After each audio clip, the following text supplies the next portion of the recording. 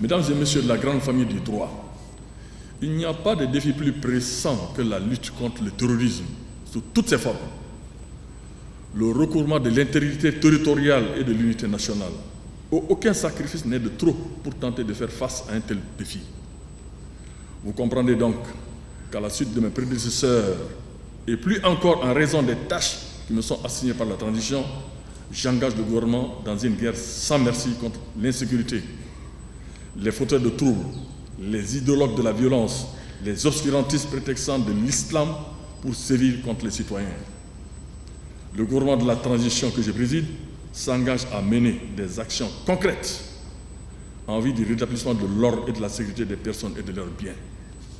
Vaincre le terrorisme et la pandémie du Covid-19 est un impératif. Si une telle victoire passe par une restriction des libertés conformément à l'esprit et la lettre de notre Constitution, alors ce sacrifice s'impose aux citoyens. Et l'arbitre que je suis n'aura pas d'autre souci que de veiller à la stricte application des règles du jeu.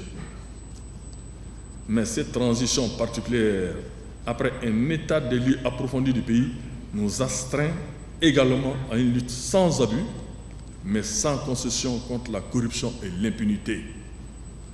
Le détournement des deniers publics ainsi que l'impunité plombent le développement économique, ralentissent le départage du Mali nouveau et entament la confiance populaire envers les gouvernants que nous sommes. Pour peu qu'une lutte efficace contre ces maux nécessite des mesures exceptionnelles, à l'instar de celles déployées contre l'insécurité et l'urgence sanitaire, je n'hésiterai pas un seul instant à inspirer, encourager et faire appliquer ces mesures.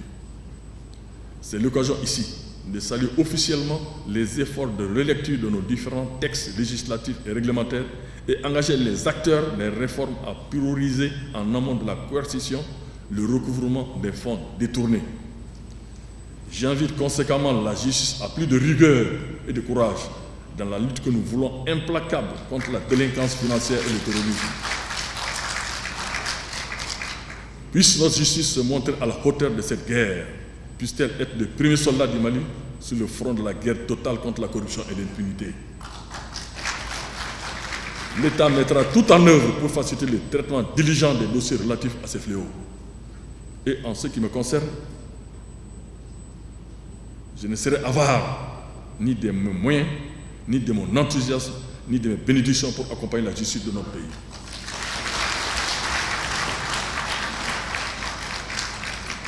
La justice de notre pays dans l'œuvre de salubrité publique, voire de renaissance nationale que constitue la gouvernance irréprochable de nos maigres ressources.